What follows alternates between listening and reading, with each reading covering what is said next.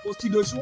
আমাৰ জনতা পাৰ্টিক ভোট দিবৰ কাৰণে আমি ৰাইজক আমি অনুৰোধ জনাইছো আৰু আমাক ভোট দি জয়যুক্ত কৰিলে উপ নিৰ্বাচন পাৰ হৈ যোৱাৰ পাছতে আমাৰ প্ৰাৰ্থী কেইগৰাকী জয়যুক্ত হোৱাৰ পাছতে আপোনালোকে যদি আলু আৰু পিঁয়াজৰ ছবিত ভোট দি আমাক জয়যুক্ত কৰে তেতিয়াহ'লে আপোনালোকৰ ঘৰে ঘৰে যাৰ ঘৰত এতিয়ালৈকে স্মাৰ্ট মিটাৰ নাম নাই তেওঁলোকৰ ঘৰতো আমি স্মাৰ্ট মিটাৰ লগাই দিম আৰু আলু পিঁয়াজৰ দাম আজি আপোনালোকে 70 টকাত খাই আছে নহয় জানো আলু পিঁয়াজৰ দাম আমি ঘৰে ঘৰে যাতে 100 টকাকৈ খাব পাৰে তাৰ নিশ্চিতি প্ৰদান কৰিম আৰু আমাৰ যিমান থলুৱা মানুহ আছে সেই থলুৱা সকলো মানুহক আমি উচ্ছেদ কৰি হলেও আমি 9000 বিঘা আমি আদানীত দিম আৰু চৰকাৰী স্কুল যিমান আছে আমাৰ দুখীয়া মানুহবিলাক পঢ়াৰ কাৰণে চৰকাৰী স্কুল যিমানখিনি আছে এফালৰ পৰা বন্ধ কৰি আপোনালোকক আমি বান্দিয়া ইণ্টাৰনেশ্যনেল স্কুল যিখন আছে তেনেকুৱা ইণ্টাৰনেশ্যনেল স্কুল আমি পাতিম তাত আপোনালোকৰ ল'ৰা ছোৱালীবিলাকে পঢ়িব আৰু যদি পঢ়িব নোৱাৰে তেতিয়াহ'লে আমি কাঞ্চনজুৰি চাহ বাগিচাত আমি নিজৰ আমাৰ ৰিজৰ্ট আছে দেই আমি কানি গ্ৰীণ ৰিজৰ্ট বুলি এখন আছে আমাৰ মাটিখাইটি গোসানীয়ে তাত কানি গ্ৰীণ ৰিজৰ্ট বুলি এখন পাতিছে তাত আপোনালোকৰ ল'ৰা ছোৱালীবিলাকে ৱেটাৰৰ কাম কৰিব কিবা কৰিব ঢেৰ চাকৰি পাব আপোনালোকে এয়া আমি নিশ্চিত ফাইনেল গতিকে থৈলাত পোৱাটো একে ফাইনেল গতিকে সকলো মানুহে থৈলাত শুব লাগিব এতিয়া দুয়োজনে শুই আছে গতিকে সকলো মানুহে আৰু আমাৰ দলটো জিকিলেই থৈলাত শুব লাগিব এতিয়া পোনপ্ৰথম হ'ল আপোনালোকক এইখিনি গোটেইখিনি আমি কৈছো আপোনালোকক আমাৰ দলটোৰ বিষয়ে জনাইছো আমাৰ জনতা পাৰ্টিৰ বিষয়ে সকলো জানিব লাগে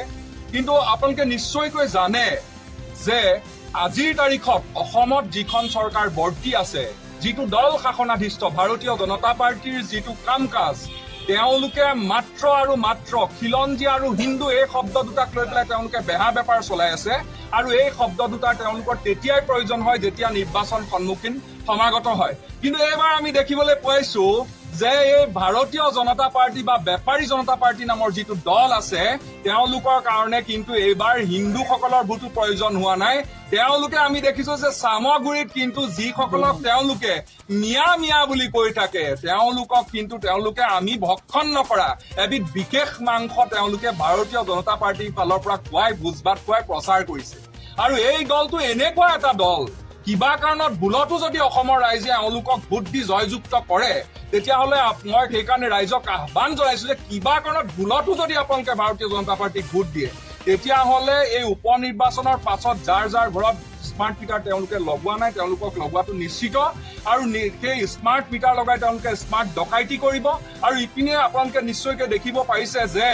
ইতিহাসত নোহোৱা দাম হৈছে আলু পিঁয়াজৰ 70-80 টকা এইটো ছিজনত কেতিয়াও 70-80 টকা আলু পিঁয়াজৰ দাম নাছিল আৰু তেওঁলোকে আমাক ধৰ্মৰ নিচা খুৱাই অন্ধ কৰি পেলাই এনেকৈ আমাক আচলতে লুটি আছে এফালৰ পৰা আজি ভাৰতবৰ্ষত এইটো পৰ্যায় পাইছেগে যে মোদীয়ে কৈছিলে ডিজিটেল স্মাৰ্ট মিটাৰ এই ডিজিটেল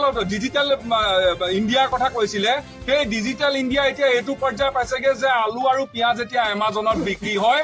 মানুহে মানে ডিজিটেলি আলু পিঁয়াজ কিনিব লাগিব সেইটোৱে মোদীৰ ডিজিটেল ইণ্ডিয়া গতিকে সেই ডিজিটেল ইণ্ডিয়াটোৱে আমাৰ মাননীয় মুখ্যমন্ত্ৰী হিমন্ত বিশ্ব শৰ্মাই ইয়াত আচলতে পাতিব খুজিছে গতিকে মই সমূহ ৰাইজক অনুৰোধ জনাইছো যে ভুলতো যদি কিবা কাৰণত এই দলটোক যদি কিবা কাৰণত ভোট দিয়ে তেতিয়াহ'লে সৰ্বনাশ হ'ব যে এইটো খাটাং আৰু ইতিমধ্যে আপোনালোকে সকলোৱে জানে যে অসমৰ সকলো চৰকাৰী স্কুল এফালৰ পৰা বন্ধ কৰি পেলাই তেওঁলোকে সম্পূৰ্ণ ব্যক্তিগতকৰণৰ ওপৰত গুৰুত্ব দিছে ব্যক্তিগত বিদ্যালয় এফালৰ পৰা শ্ৰীবৃদ্ধি হোৱাত সহায় কৰিছে আৰু এইজনে হয়তো অসমৰ আটাইতকৈ কালান্তক মুখ্যমন্ত্ৰী যিজনে এফালৰ পৰা চৰকাৰী স্কুল বন্ধ কৰি তেওঁৰ ঘৈণীয়েকৰ নামত তেওঁৰ পুত্ৰীৰ নামত এফালৰ পৰা সা সম্পত্তি আহৰণ কৰিছে আৰু অসমৰ ইতিহাসত এনেকুৱা দ্বিতীয় এজন মুখ্যমন্ত্ৰী নেপাব যিজনে ইটোৰ পাছত সিটো সম্পত্তি আহৰণ কৰিছে নিউজ চেনেল ইটোৰ পাছত সিটো হৈছে তাৰ পাছত তেওঁৰ চাহ বাগিচা হৈছে তাৰ পাছত তেওঁ ৰিজৰ্ট বনাইছে আৰু তাৰ পাছত তেওঁ এখন ইণ্টাৰনেশ্যনেল স্কুল খুলিছে ষ্টেণ্ডাৰ্ডত অথচ একে সময়তে কিন্তু আমাৰ ল'ৰা ছোৱালীবিলাক পঢ়িবৰ কাৰণে তেওঁলোকে স্কুল বন্ধ কৰিছে আমি নগাঁৱৰ পৰা আহিছো আপোনালোকৰ বিহালীলৈ আমি ইলেকশ্যনৰ ৰেহৰূপ চাবলৈ আহিছো আৰু লগতে আপোনালোকক এটা কথা জনাবলৈ দুখ পাইছো যে যোৱা 1 তাৰিখে আমাৰ নগাঁৱত এনেকুৱা এটা সাংঘাতিক ধৰণৰ নাৰকীয় ঘটনা হ'ল যে আমাৰ খিলঞ্জীয়া এগৰাকী মহিলা 70 মহিলা এগৰাকী তাতে আপোনাৰ সুৰজিত দে বুলি এগৰাকী ব্যক্তিয়ে